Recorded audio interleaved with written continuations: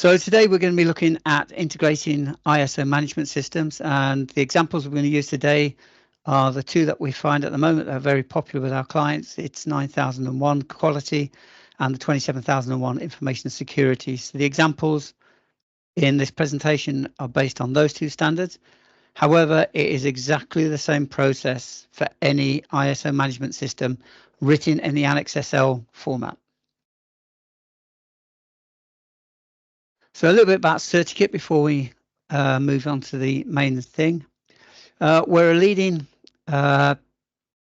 creator of compliance toolkits. We have a number of toolkits that we sell to clients, and we also provide ISO consultancy services, and we're based in Derbyshire in the centre of the UK. We've been around since 2010, and we've helped more than 4,000 customers globally reach compliance to their chosen ISO standard or data protection system, GDPR, Cyber Essentials, etc. We're specialists in ISO standards and data protection compliance, and our toolkits provide all the necessary documentation, templates for you to use to make your compliance easier to get to certification. And our motto is to make compliance easy. And with 4,000 happy customers, we must be doing something right. I'm Ted. I'm one of CertiKit's two compliance consultants. My colleague Jerry, who's in the co-pilot seat, is the other compliance consultant. I work around 9000, 1445 and 22301, although I am a lead auditor for all of those plus 27001. Jerry is our guru on 27001, and I step in when he's up to his nose in it. I'm also a technical author assisting the development of toolkits. As is Jerry, we both help develop new templates and update the existing templates for new releases, which keeps us busy between working with our clients consultant-wise.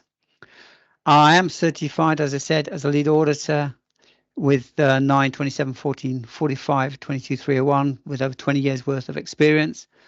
And I'm also a lead implementer for integrated management systems for 9, 14, 45. And for my sins, I'm also a black belt Lean Six Sigma practitioner, which occasionally comes into hand. Quick look at what we're going to be covering over the next 40-50 minutes. We'll be talking about what is an IMS, what the definition is, and how it's composed and how it is constructed. We'll look at why should you integrate, what are the reasons behind integration, why not just have two separate ones. From that, we'll look at the benefits of the integration, how the alignment of the standards are and common elements to ease integration. Obviously, the nitty-gritty then, whereabouts do you start when you start looking at integrating management systems? The processes for the integration of two or more management systems. And then finally, we'll look at the conclusions and a wash-up as to what we've gone through and some takeaway pieces. So, what is an integrated management system, an IMS? Well, the technical term, it's an integrated management system is a management system that integrates all or parts of an organization's systems and processes into one framework, enabling an organization, therefore, to work as a single unit with unified objectives. Integrated management system is relevant to any organization, doesn't matter what size you are or what industry you're in, whether you're a service or product provider. Integration will work across the board. Typically, organizations most receptive to this. This is quite not 100% true where it says that those who are mature management systems. Actually, what we have seen in the past 6 to 12 months, I think Jerry will agree, is that more and more companies are looking to implement from scratch two management systems side by side, rather than having a mature one then bringing one in. So the statement, whereas those that have mature management systems is a little bit misleading. The growth industry, or the growth for this, it seems to be new systems for new companies that want to implement them both at the same time. Yeah, before you move on, just to pick up that point, one client I've actually been working with this week, they've actually got 7 management systems, and they are now pursuing integrating management systems, mainly to try and harmonize the benefits of not having lots of different meetings. And I'm sure Ted will cover this later on about some of the areas that can be integrated across all these standards, and they are already seeing the downside and the pitfalls of implementing 6 or 7 different ISO standards and compliance, where they all want their own sort of bite of the cherry, if you like, in terms of doing different common activities, but running these things at different times. And so they are actually leveraging the benefits now of going down an integrated management system approach to actually simplify and make it a lot easier to manage the different requirements across multiple standards. Cheers, Jerry. So an integrated management system uses common areas to reduce documented processes and resources. And some of the common areas that we see a lot are integrated processes, where two processes share a lot of common steps. These are quite easy to integrate. Integrated risk. Every management system, ISO management system, asks you to look at risks and opportunities as part of clause 6.11, mainly on your internal and external factors and your interested parties, but it is common. So you could have common risks for your interested parties and common risks against your internal and external factors, and also common opportunities. Combined documentation. This is one of the big takeaways. As you'll see, a management system, although it's a lot easier now than what it was 10 years ago, when in 9008 the 9008 version of 9001, there was lots of documentation. But now that documentation can be in any form, whether it's a picture, a digital file, an Excel sheet, whatever it is, you can combine these now across different management systems to reduce that amount of documentation. Management reviews. This is a requirement of all ISO management systems. So instead of having 2 management reviews or 3 management reviews, management like to have their time used wisely. So instead of having 3 separate management reviews, if you can combine them into one, it's a big plus for management, and it makes life for the quality manager or the information security manager easier. And also integrated audits, another requirement of all the standards that audit your management system, because there are as you'll see shortly, there are lots of common grounds in the ISO management systems. They could be audited together rather than having separate audit schedules for each one. So why integrate? Well, obviously integrating management systems will help you gain the benefits of both systems in one management system. And also that comes with reduced documentation, reduced resources, so it's a win-win. It can lead to improved efficiency, it definitely leads to improved efficiency. It will lead to cost reduction because you're not using as many resources, you don't need as much manpower to run it, etc. And it's a more centralized risk management. Risk is big in all companies now. Over the last 10 years or so, maybe more than that, going back to 2018, 2008, in fact, when we had the crash, companies are now looking more carefully at those risks outside of the business as well as inside the business that could affect them. So where you integrate management systems, you have enhanced, because you're not just looking at one area of the risk, you're looking across areas of risks.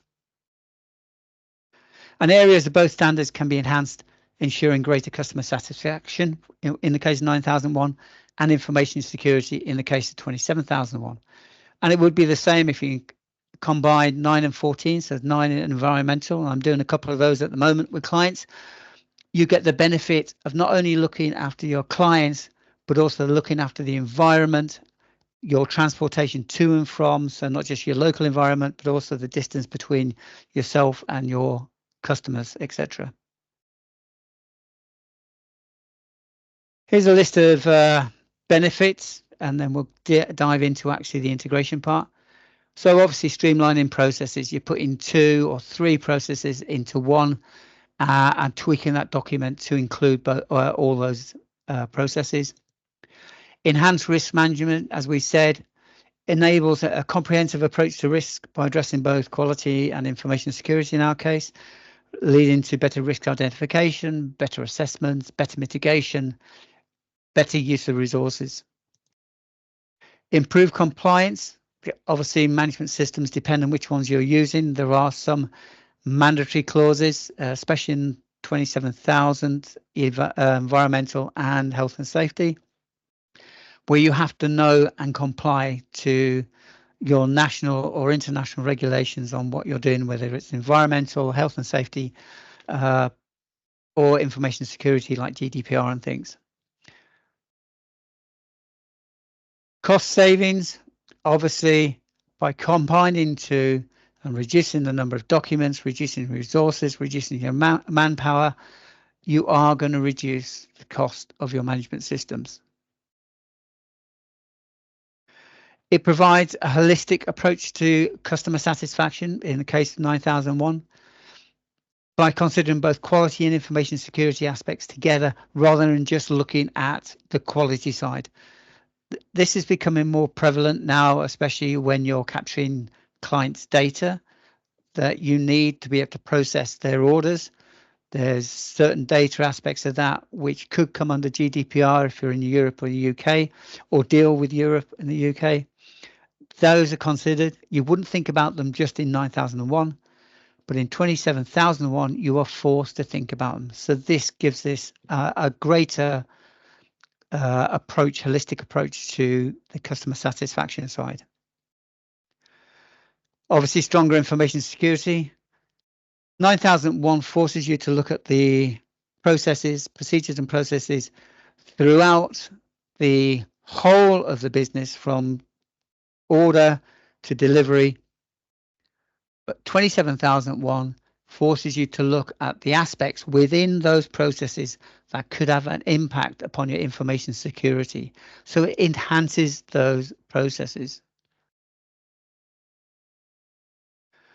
Organizational alignment, obviously coordination across different functions and departments. This helps to foster a culture of collaboration, shared responsibility for both quality and information security. It adds a culture of awareness within the business, a greater awareness of what you're doing, whether it's quality or information security. This is something both myself and Jerry encounter when we're implementing new systems, is getting that awareness out to everybody. A management system is not what it says, just sits at management level. It's embedded within the whole of the culture of the business. And to get that full culture buy-in, you have to include everybody from the cleaners right the way up to the MD are all included in it. And having integrated management systems helps to bolster that culture, helps to get that inclusivity of your staff. Simplified documentation helps reduce the number of documentation. You're combining it instead of having 2 lots. You're reducing the contents of that documentation to a certain extent.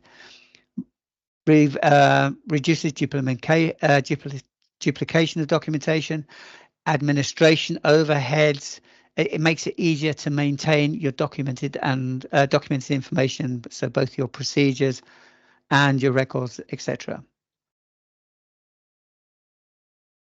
It does improve decision making. It gives you a broader perspective of a more comprehensive understanding of the data used to make decisions. So therefore it enables management to consider quality and information security and associated risks collectively. This is really good at a strategic level.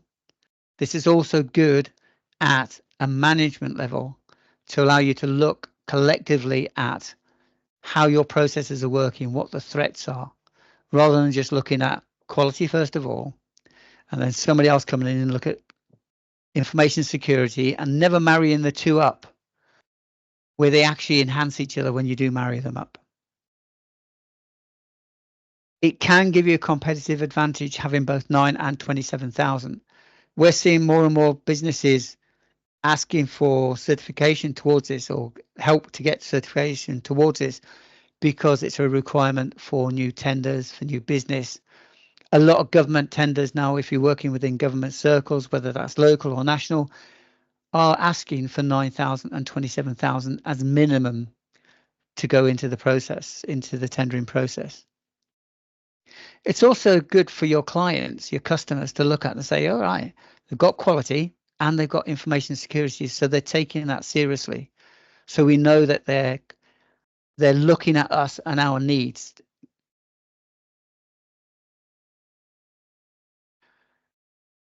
Just before we move into the integration part, let's look at common ground. For management systems to work collectively and to be integrated properly, there has to be common areas to make it easier. So on the screen at the moment, we've got on the left-hand side, the 9001 quality management system and the 10 clauses for that. And on the right-hand side, we've got the 27,001 information security management system and the 10 clauses. So just looking at those two sides, you'll see they're exactly the same. Clause 1 is scope, clause 2 and 3, normative reference and terms of definition, exactly the same. 4, context of organizations, the same. Leadership's the same in 5. 6 is planning, that's the same across. So it's support, operations, performance evaluation, improvement. They have the same titles. And within those clauses, because they're the titles of the clauses, there are very similar requirements. Now, if you look down the center of this presentation, this graphic, you'll see I've put in there the information that is either the same or different. So the first 3, 1, 2, and 3, we tend to ignore because that's background information for the standard, some technical terms that they use throughout the documentation. It's not auditable. You will never get audited on clauses 1, 2, and 3. So when you only implement clauses 4 through to 10. So look at 4. They're much the same. It says here, same in both. So the information in them is easily combined.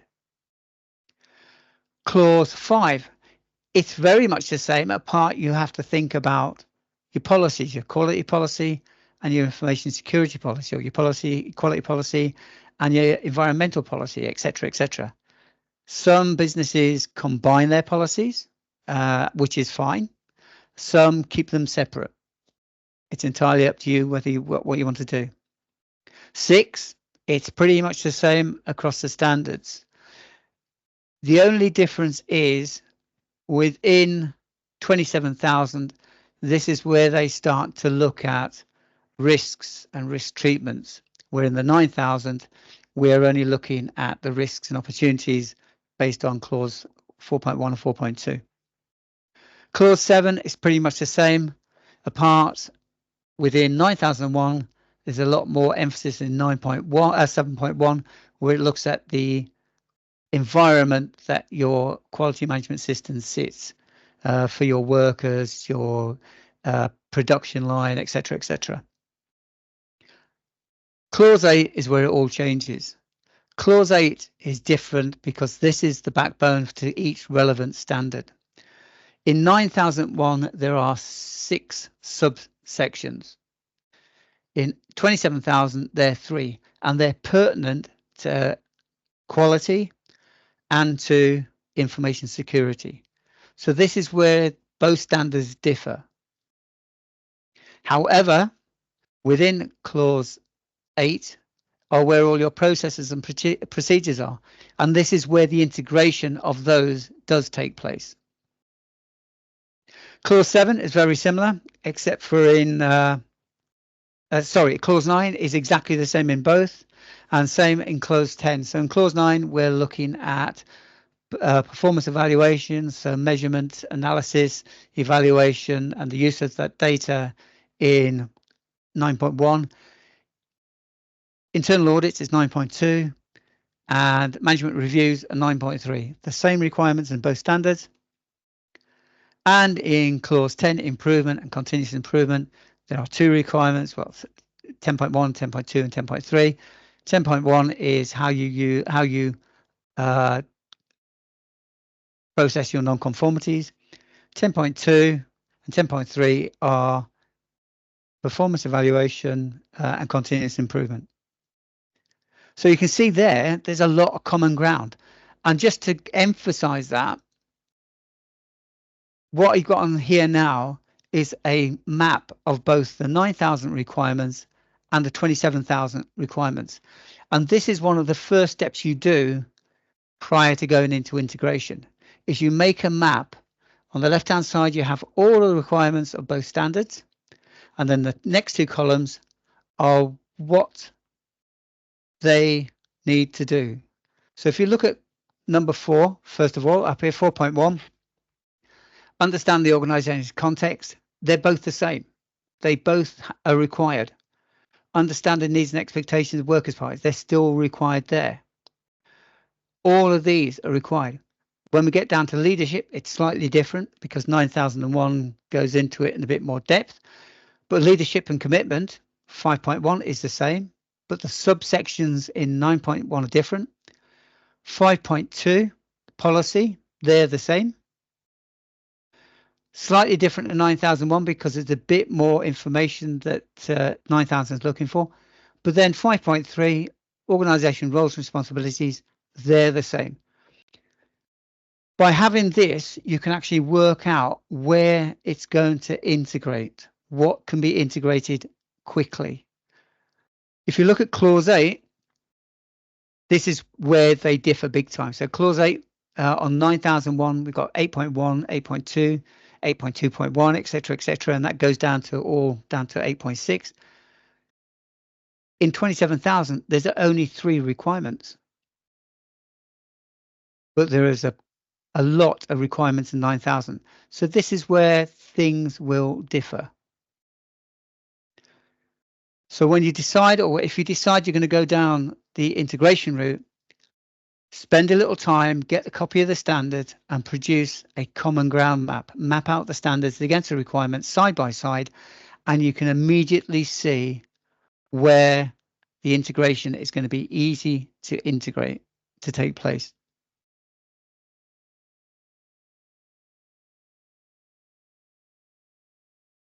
So let's talk about integrated processes. As a rule of thumb, it's generally accepted that when 2 or more system procedures are 70 to 95% and at least 30% of work instructions are combined, then the management system is classed as integrated. Now, without working hard, if you put 9 and 27 together and just integrated the clauses that are there without looking at processes and procedures, that is 60% of the 60 to 70% of the management system integrated there straight away. When you look at clause 8, you look at your procedures and processes, this is where this comes in. You need to find some common ground within your processes and procedures. So for processes or work instructions to be fully integrated, it should be managed by one process owner. So it's pretty much the same as it is 9001 if you stood alone, and your process, you'd only have one process owner. One person would be responsible for that process. It could be lots of people doing it if it's a production line, but there's only one person responsible. If you're going to integrate management systems, you need to identify who is going to be responsible for that person. If it's predominantly a quality thing, then that person should be on the quality side, whether it's manufacturing or service delivery. If it's more information security you're looking at, then that should be the responsible person should be on the information security side.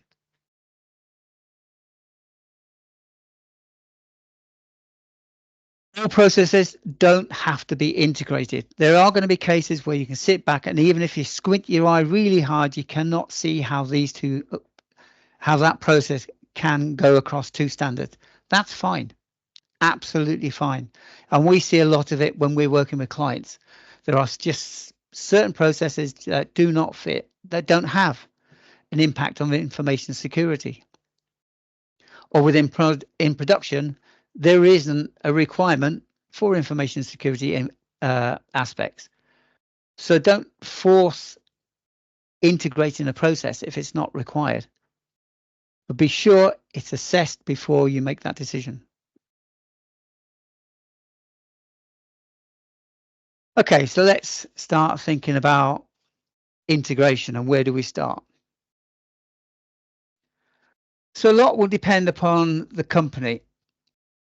So it could be that you're starting from scratch with absolutely no management system in place. And this is what we're seeing now. There's lots of companies looking at new companies who are looking at integrating 2 or more standards. That sometimes is easy than starting with a company that's already got a management system and then integrating into it, because you start with a blank canvas.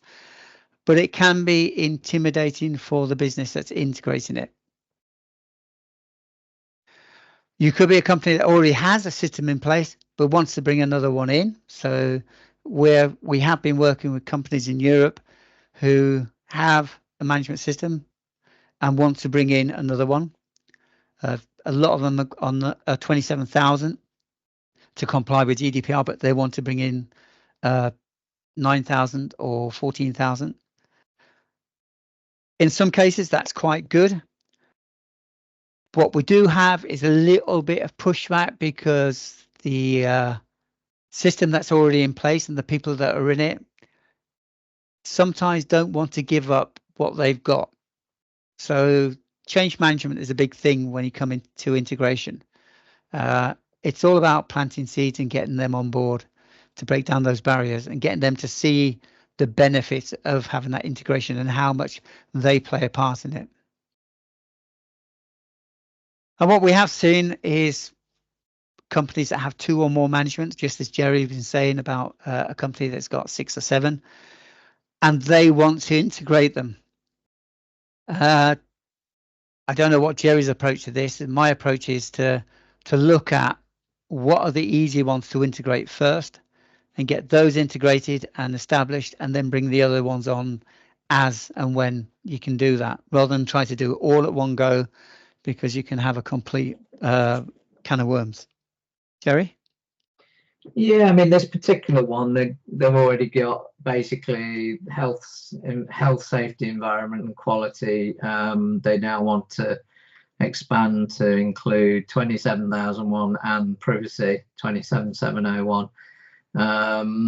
But you know, the Annex SL format of the standard really does allow a good degree of integration. The only so when it comes to the policies and things, you know, they're thinking of combining things like having a quality and information security policy rather than just having a quality policy and a separate IS policy. So some of the policies are rationalized. When it comes to the actual operational side of the management system, instead of having, you know, all of the quality management system in SharePoint or whatever the repository that you use, they're bringing everything under one control ownership and having an IMS lead who is basically making sure that they integrate and harmonize a lot of the policies together, so that you're not got two versions of the truth, you know. So you don't have, for example, you talked about audits is a good way of integrating it. So, you know, rather than having 2 different audit methodologies and having a different audit program for one management system and audit program for another, they're looking at ways of harmonizing that and bringing that audit program together. So they're making a start with doing that. as I say, most of the common areas of the clauses 4 to 10 will allow that integration. There are some subtle differences, though. Obviously, there are things and activities that are required under, an IS management system that are uniquely different, and there are some unique operational processes like access control and those things which will remain specifically to the ISMS. But in terms of where are those policies and procedures documented in a common system, so rather than be two different SharePoint libraries, they're bringing them all across into one and harmonizing as much as they can. The other area that you have to think a little bit about, though, and I've advised them, is, for example, on competency, though. There might still be requirements under one management system, and the most obvious one I can think of is occupational health. To basically run an occupational health management system, to 45001, for example. There are a unique set of skills and things you need, and I think in environmental, there might be some competency requirements, to be a bit more sort of gelled up on environmental legislation and environmental standards. So you're still going to need effectively like a lead person, if you like, who's got the expertise and competencies in those particular areas. But in terms of the generic areas of the standard, it should be quite easy to harmonize and bring them together. Cheers, mate. Thanks. Okay, we're going to go through now the steps of integration, and then once we finish this, we're going to go into depth into a couple of areas of this. So this is the generic way of integrating, and this is the way that we've used it in the past, and it works really well. Every business is going to be slightly different, so it's tweaked depending on the type of business and the implementation of what standards. So first thing we recommend you do is do a gap assessment. Find out what you have got and what you haven't got. And you've got to be honest about it. Don't just do a gap assessment and just tick the box saying, yeah, I'm sure we've got something like that. Do the gap assessment properly, because from the gap assessment, you're going to be able to provide and develop a project plan. So do your gap assessment properly against both standards or 3 standards, however many you're implementing.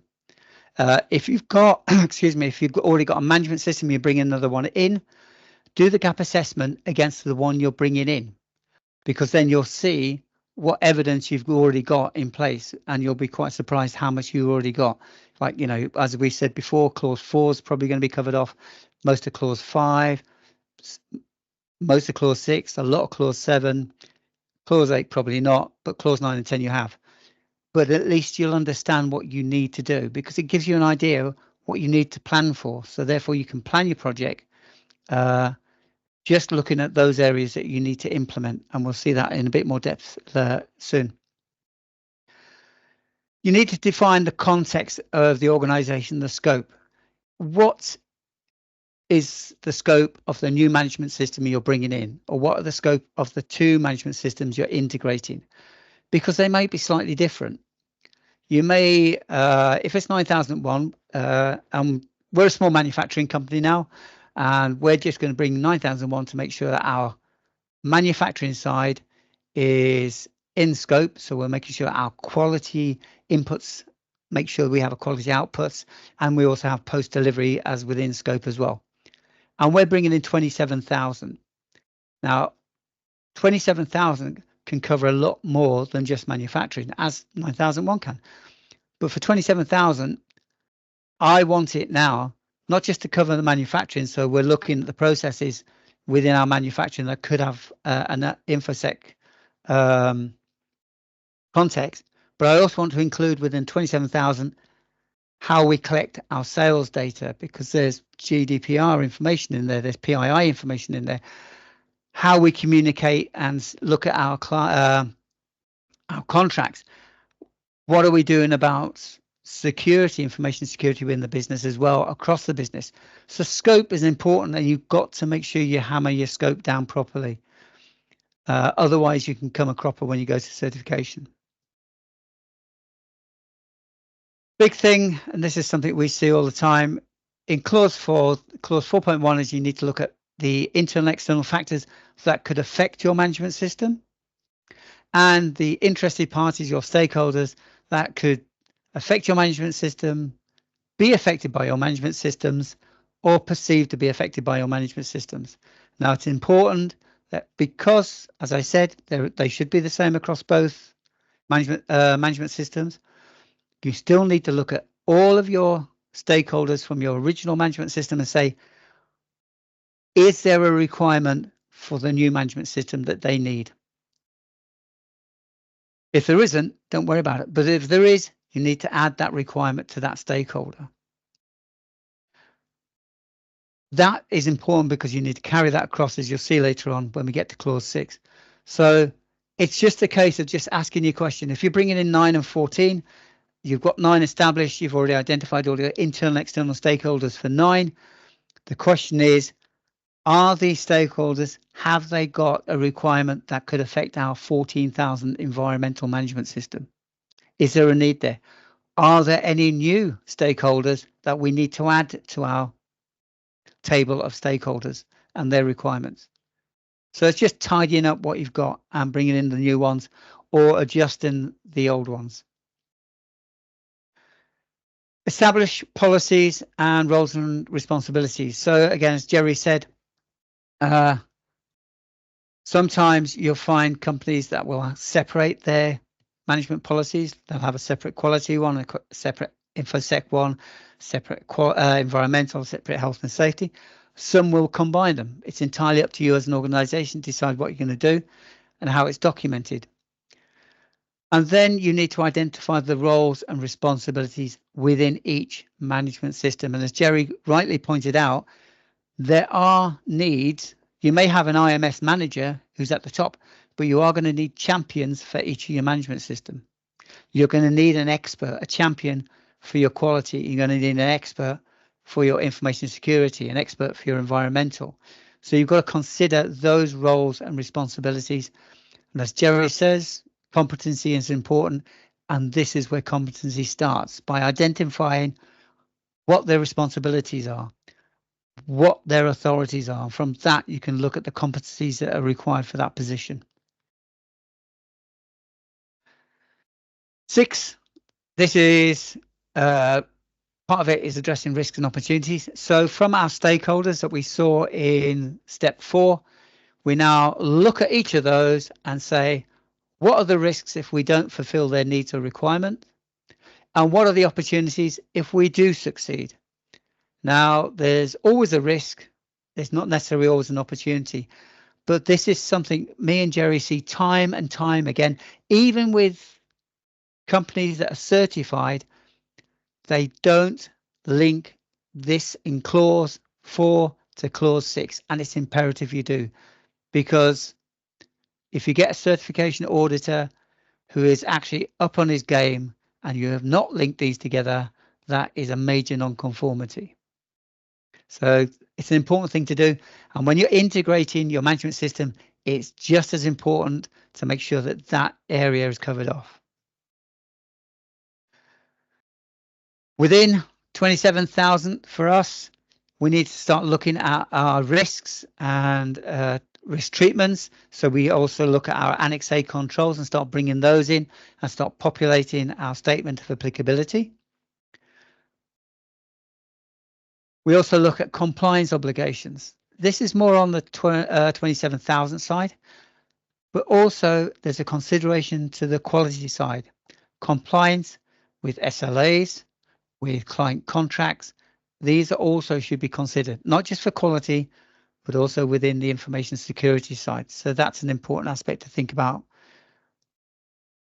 Then we define and set objectives. Now, if this is a new management system, or new management system, sorry, we recommend you have 3 objectives each management system. Don't go for 5 objectives for each, because 10 objectives are hard to manage in a new system. So go for 3 good objectives for quality and 3 good ones for information security, or 3 good ones for environmental, etc., etc. And they should be smart. Smart objectives, specific, measurable, attainable, realistic, and time-bound. And where possible, linked to your strategic goals of the business. They should be documented. Now, I've seen some companies that actually link some of their objectives, and they're quite clever. They have some specific ones, but there's one that's linked. Again, it's entirely up to you, but keep them specific, keep them smart, and only have a few when you start your management system. Then you look at operational planning. This is where clause 8 comes into it. This is where the standards tend to separate. Clause 8.1 on both standards require you to look at the processes and procedures required to have an efficient and effective management system.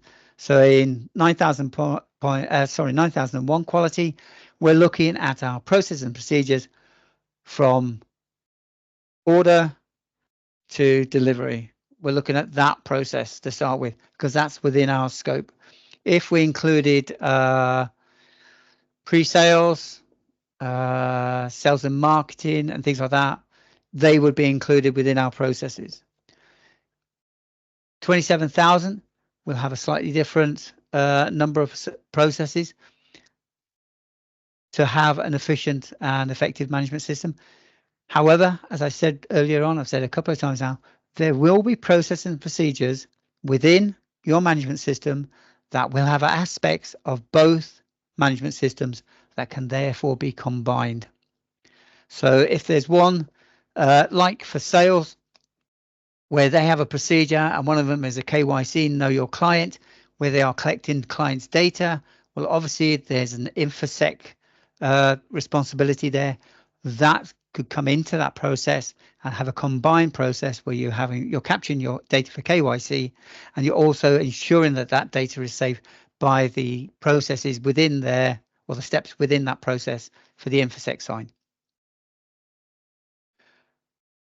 Step 10 is always the longest step within integration of any management system. On 9001, there's only one mandatory procedure that you have to have now, and that is supplier management. So it's important that that's covered off. You have to have that. It's, as I said, it's a mandatory requirement. However, there are also requirements in 27,000 Annex A where you have to have that as well. So again, this is where the two standards, the procedure for that, can link together. But you have to think about, it's 9001, you have to have that procedure. Document control, resources, competencies, this is clause 7. Again, this is where a lot of it is the same.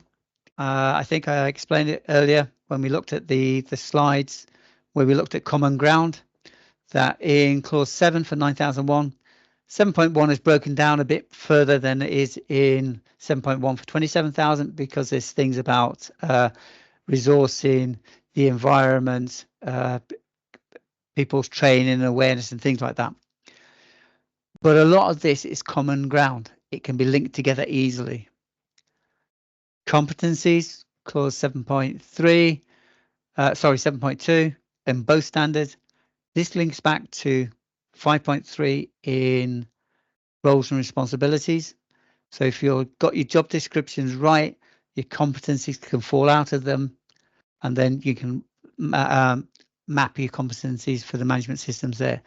And as Jerry said when he was chatting just now, there are generic competencies, but then there are specific competencies for those champions for each management system.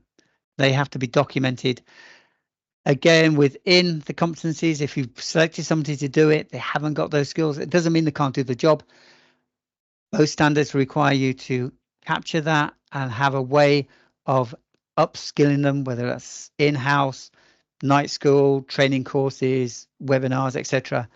So you can bring that person up and give him the skills necessary. Then we look at monitoring and measuring. For 9001, this is quite important because we're looking at the data we collect for our customer satisfaction within this area, and also any trends, etc., about how we're doing, how we're delivering stuff, etc. And also within 27,000, you are measuring against compliance requirements. On to clause 9, step 14, almost finished there. Internal audit and management review. As both myself and Jerry said, you can combine both of these easily. For your management system internal audits, a lot of them where you've got common generic procedures where they're integrated well, you just need to audit them once. If there's a specific one that needs to be done, like Jerry's saying, access control, it's not really a quality side, you would then have that as a separate audit or a group of separate audits within 27,000. But you can have a common schedule and then work from that common schedule. And the same with management reviews. Management reviews in both standards are pretty much the same, apart there are certain areas within each management review that you have to have, but they can be just added as part of those agenda items. So you can just enclose that as one management review. It saves a lot of time and a lot of hassle getting everybody together for 2 or 3 management reviews. Just makes sense. And then finally, look back at what you've done. Revisit your gap assessment, revisit your project plan, and see if there's anything that's still not complete, that you've partially done. Allocate that to somebody to get closed off, and then get somebody to review it when it's closed off to make sure it's closed off properly. Things do slip through within any implementation, and it's always worthwhile going back to make sure everything's in place. When we do implementation, we do this every month. We go back to check, have all those actions been done? Have we got the evidence now to say that's in place, etc., etc. And if you're doing your own implementation, it's worth to have that heartbeat throughout your implementation period, just to go back. So when you come to this step, it's not going to take so long, and you've also got lots of evidence to show that things have been done. So a bit more detail on a couple of areas of that. So an integrated gap assessment, using the map of standard clauses, you can call that graphic I showed you where we had the 2 standards mapped together. You can produce a gap assessment document, a spreadsheet, where you can have the requirements down one side and the sub clauses in the next column, and either yes, partially, or no, as to yes, we've done it, we've almost got it, or no, we haven't, and then work your way through that. As I said, you need to have a way to show whether you're compliant, you're partially compliant, or not compliant. And in the case of 9001, not applicable.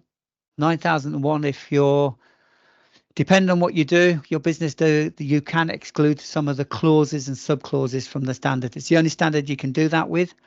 So you may have a NA within your selection of have we got it, almost got it, no we haven't, or not required. As I said before, right at the beginning, you have to see evidence to say that you've got it. Don't just take it for granted. If I'm interviewing you, I'm auditing you, and I said, right, do you have a process for supplier management? You go, yeah. And I go, yep, okay. No. What I would do is I say, show me that process. Walk me through the process. Oh, it says here you do a questionnaire. Show me an example of a questionnaire.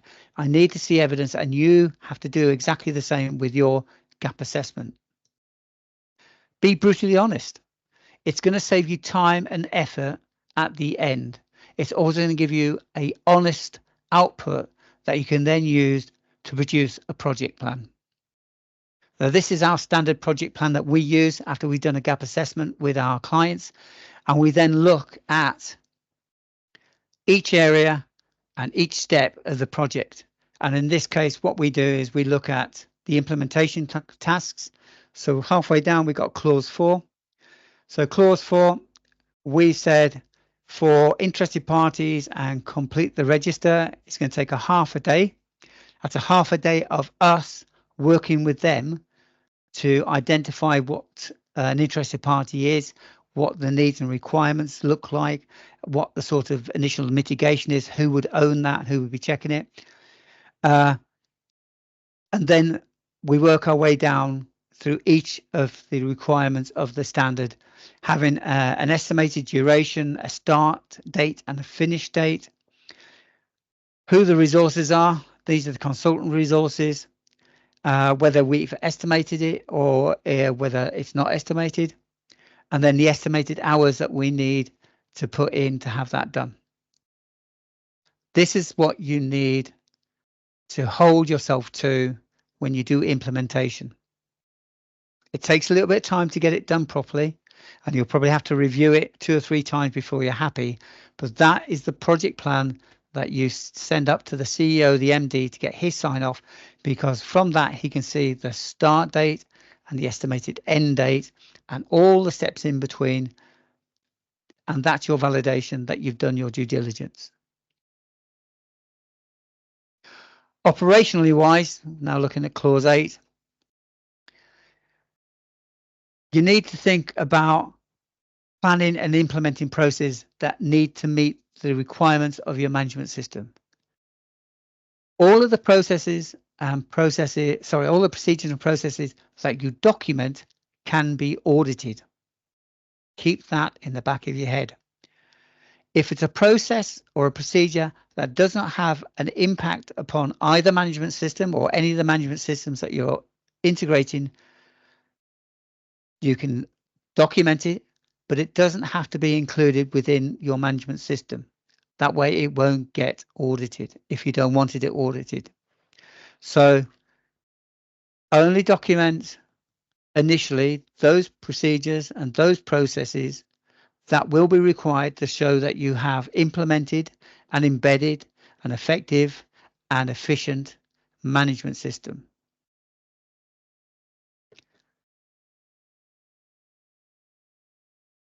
Plan and review the frequency of ongoing risks. This is something that people seem to forget. Seem to think that once they've identified a risk and they put it in the risk register, that's it. You've got to remember, implementation is not going to be done in 2 weeks. It doesn't matter what they say on the internet where you can get your certification in 2 weeks. It doesn't. It takes a few months. It takes a minimum of 3 to 4 months minimum to get it implemented. Things change in that time. Things happen. You may implement new processes, tweaked existing processes. If those processes affect a risk, you need to revisit that risk. If you've identified new stakeholders as you're implementing, you need to identify those risks. If you're looking at your Annex A controls and you've identified risks in there and you've added it to the list at the beginning, you need to go back and review those risks. It has to be done on a regular basis, even during implementation, and more important, after certification. It has to be done. Please don't let it fall away, gather dust, because that is the biggest can of worms to catch when you think you're ready for certification. And then finalize specific standard requirements for production. For these are the specific processes and procedures that have got nothing to do with your other management system. Look at the ones that are required for the management system. So for 9001, we'd be looking at your design and development documents, be looking at your input and your output processes and procedures, how you identify them, how you change them, how you assess that change, etc. You're looking at the change management of those requirements as you go through your production. Those are specific to 9001 in this case. On 27,000, there are specific requirements there. 9001 isn't really interested in your backup procedure, your access control procedure, and things like that. They're specific to 27,000. So you would document these specific ones that are necessary for an efficient and effective management system.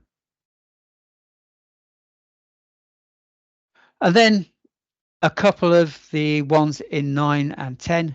Internal audits. Both requirements are exactly the same in both standards, in fact, all the standards.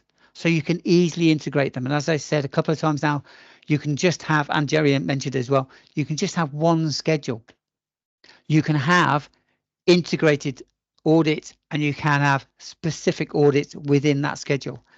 As long as that schedule, and it doesn't matter whether it's over for a new business, a new organization, or sorry, an organization that's got a new management system, you should be looking at auditing your management system, your integrated management system, all of it with over the year.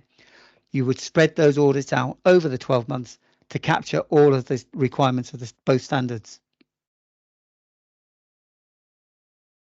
Don't forget, once you've done the audit, you need to have an audit report. And then for any non-conformities or observations that have been raised in an audit, you need to have a process of reporting those NCs and then the process of getting those NCs fixed. The action plan, sorry, root cause analysis, action plan, implement the action plan, review the output, and then sign off. You need to have that documented as part of your audit process, and also in clause 10, your non-conformity process.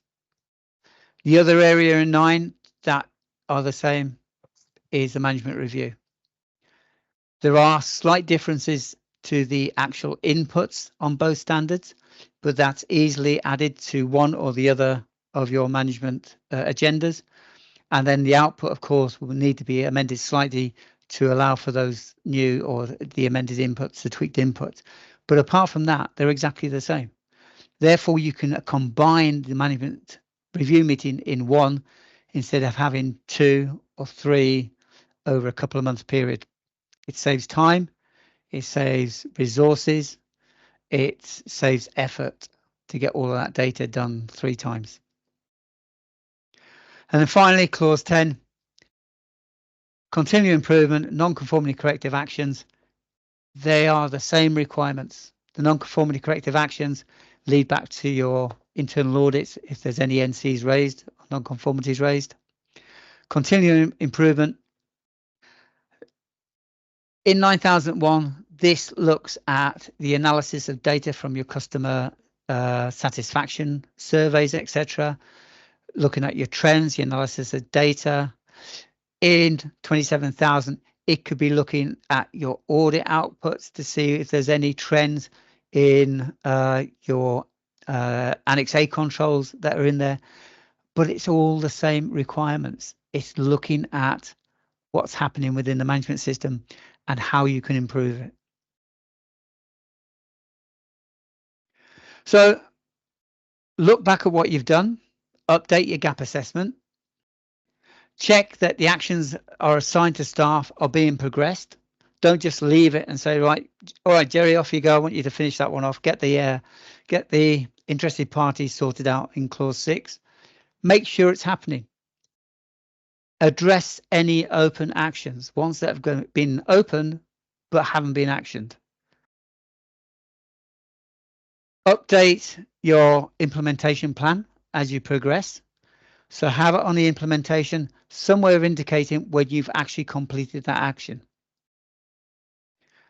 Ours, we have a little column on the right-hand side, and we just change the color from green, orange, or red. So red means it's not been done, orange means it's in progress, and green means it's done. It's a traffic light way that we can quickly look at our action plan and see, our project plan, and see how much has been done, how much still needs to be done, and what is still ongoing.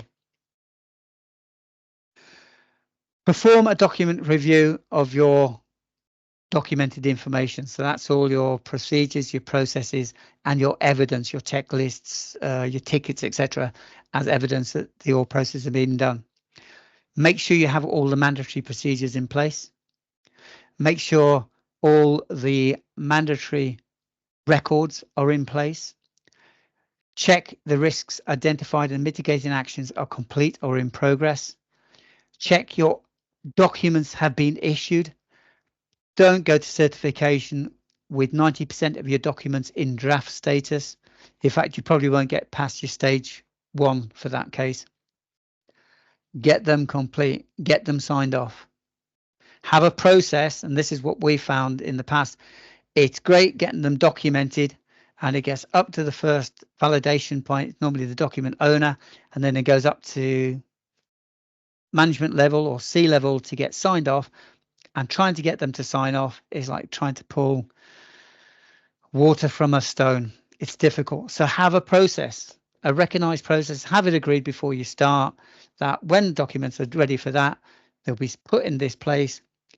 The person who needs to validate it, sign it off, will be alerted by email or by a ticket being raised or something like that, and they have 48 hours to do it. So have something in place to keep it moving, because it can be an anchor to completion. Make sure in the 27,000 side that your asset lists are up to date and reflect the changes, because like I said, implementation takes a while, takes 4 or 5 months. Things will change. You may have new assets coming on board. You may have got rid of some assets. So make sure your asset list is up to date.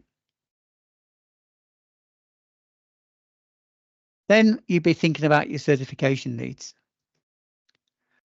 Select a suitable certification body. Now, there are lots of bodies around. From wherever you are in the world, there are RCBs in the UK, there's RCBs across Europe, across the North Americas, etc. Don't just go to one. Go to several. Make a list of what you want to ask them. So not every certification body certificates integrated management systems. They will certificate one or certificate the other. They don't do an integrated. So you need, if you want to have an integrated management system certification, you need to find the right RCB to do it. So you need to shop around. Expensive ones are not necessarily the best ones. So, and neither are the cheapest ones the worst ones. So you do need to shop around. Also, think about this is a 3-year cost.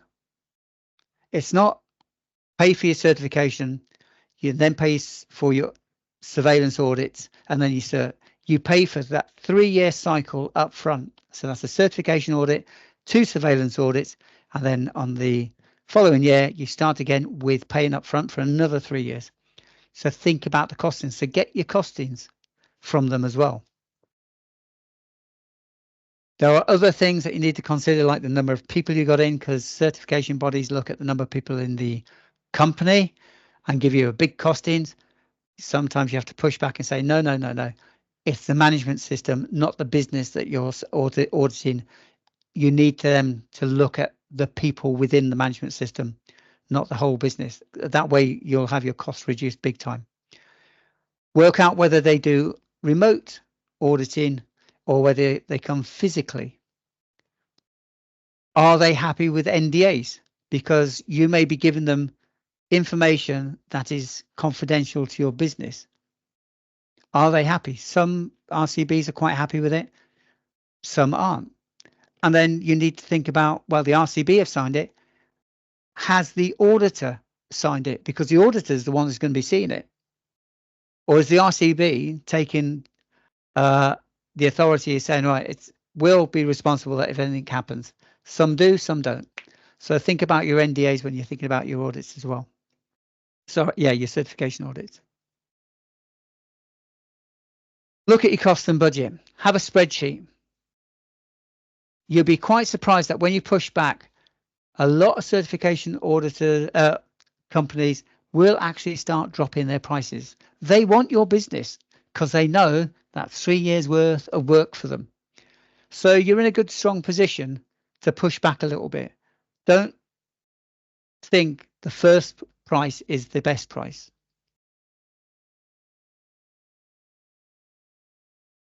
You need to conduct an audit, a minimum of 1 audit before you go for certification, because an auditor has to see that you've started doing your audit schedule. A good idea is to think about performing a baseline audit across the management system before you go for your certification. This is something we do for our clients. We conduct a pre-cert audit, which is worse than a certification audit. And if you can pass that, then you can pass the certification audit. We haven't had anybody fail yet. But you can do it if you want yourself. Look at the management system as a whole and audit it as a whole. Make sure there's no glaring holes. That gives you the confidence that you are ready to go for certification. Then you need to prepare for the audit.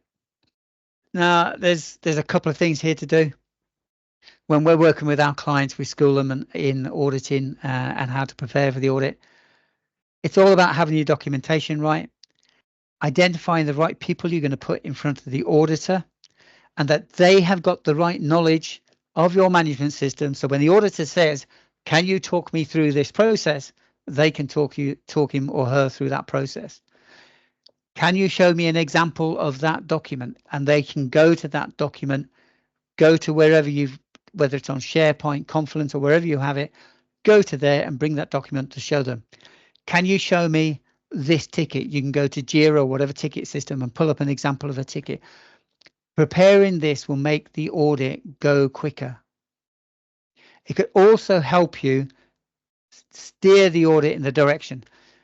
Have 2 or 3 completed projects ready with all the documentation in place, because nothing like an auditor likes know, and both myself and Jerry do this often, is we'll say, right, if it's a consultancy, show me through your last project, your last consultancy with a client, and they'll show us the documents, and I say, oh, that's great, show us about the one before, because what we're looking to see is there's consistency in their documentation, in their documented information. Has it been signed off? Because they've gone back through one and signed everything, make sure the dates are in there, all the areas are filled in. They haven't done the one previous, and there's signatures missing, dates missing. It's little things like that that can trip you up. So this is all about preparing for the audit. Let everybody know what's happening and what to expect. If you have a physical audit where the auditor comes in, if they're anything like myself and Jerry, we will stop people as we're walking through and asking them questions, because the management system is from top to bottom. One of my favorite questions is asking somebody, hi, I've just come in to audit. Whereabouts is your quality management policy? Where's your environmental policy? Who's the quality manager? What happens if a fire alarm goes off for 45,000? I'm going auditing a 45,000. I'm asking people I'm meeting that may not be part of the management system, but they need to know parts of the management system. So everybody needs to know in the business that there's an audit coming up and their parts within that. Do they know the relevant information, where the policies are? If there's emergency procedures, do they know how to do that? Where the fire extinguishers are? Whatever it is, get everybody ready. If it's a Teams meeting, you can relax a bit. But an auditor will send you a list through of the people he wants to talk to. They'll give you an audit agenda with what's going to be covered, what sections are going to be covered, and who he or she wants to talk to. So you've got to make sure that they're available for that date. It's all about preparation. So just to quickly conclude then, having one integrated management system instead of 2 makes implementation slightly harder, since people involved in the project must always consider the requirements of both standards. So when you're looking at processes and procedures, you look at it with a quality eye and then with an infosec eye. However, at the end of the day, it pays dividends. It reduces the amount of effort once that is all in place. Among the other things, the greatest benefits: decreased volume of documentation, better coordination of activities and resources, integrated workflows of activities without overlapping and doubling of tasks, doubling of resources, etc. Systematic or systemized information in a far more effective management review process. Those are just the big things to take away. The key points of a successful integration project or any implementation project is good understanding of the requirements. Read the standard. If you're taking charge or you're part of the implementation team, just read the standard. Yeah, it is boring. There is some strange speak, but get a good understanding of the standard and see where places link and how you're going to meet them. So interested parties. What's an interested party? Read what it is. Read what it says in the standard, what they require. How are we going to do that? Brainstorm before you even set off. Have a look at other things. Have a look on the internet. There's loads of information out there. Make sure you know how to do that and how you're going to fulfill it. And engage with the right people. Engage with everybody in the business. It's everybody's responsibility, the management system. Now we'll look at how, if we can help you guys. So we do provide toolkits. We have documented toolkits for 9, 14, 45, 22301, 27000, GDPR, Cyber Essentials. There's a plethora out there. Each of the toolkits have got a multitude of templates that will fulfill the requirements. Each of the templates is fully customizable. There are areas that you have to go in and put your company's name in and your company's information. Otherwise, it wouldn't be your document. So there is a little bit of work, but a lot of the hard work's been done. They cover the requirements from clause 4 through to clause 10, and then the Annex A controls in the 27000 standard. All the toolkits, as I said, are customizable. We actually provide a service and then send back the toolkit to you with all of your branding and your name throughout all of the documentation. We also provide consultancy services. Now, consultancy services can take lots of different formats. We can provide ad hoc consultancy where you just book an hour with us and we can talk you through different aspects of your implementation. You can book implementation projects with us where we book half days or days to help you implement, and we'll help guide, help the documentation, review documentation, your process procedures, help train up the people within the management system. We can provide different types of consultancy for the different types of businesses and the needs of that business. And then finally, we can also provide internal auditing. Smaller companies with the smallest company, in fact, I've just started working one with only 3 people. They haven't got the resources to do internal audits, and it is a requirement of the standards. We can provide internal audits for companies that don't have those resources as second-party audits, and those audits will be recognised by an auditor for certification. We also, as I said before, we provide full pre-certification audits where we audit the standard, your management system against your relevant standard or standards to a level higher than a certification audit will audit you to. And we cover every single dot and T. Now, these are normally 1 or 2 days with 1 or 2 day to do the audit report, but from the end of that, you get a fully detailed audit report of exactly where you are, what is missing, any minor NCs observations. The difference between us and a certification audit report is our audit report will give you suggestions and ideas of how you can action plan your non-conformity, whether it's a major or minor, or how you could implement the observations. A certification auditor is not allowed to give you ideas of how to fix your problems. We can. All it is for me to say thank you for your time and your patience. I really do appreciate your time and your patience. I do hope it's been useful for you and that you've taken something away or maybe planted a seed in your mind about how you're going to do things. It's not rocket science. It does take consideration. It does take hard work. You have to have a good team who are going to do it properly. It's worth its weight in gold if you do it properly. Implementing a management system properly not a 2-week or a 3-week one, but a properly implemented and embedded management system will allow you to gain the benefits fully from that management system. And by bringing in 2 or more together, you get that combined effect and the full benefits of all of those brought back together.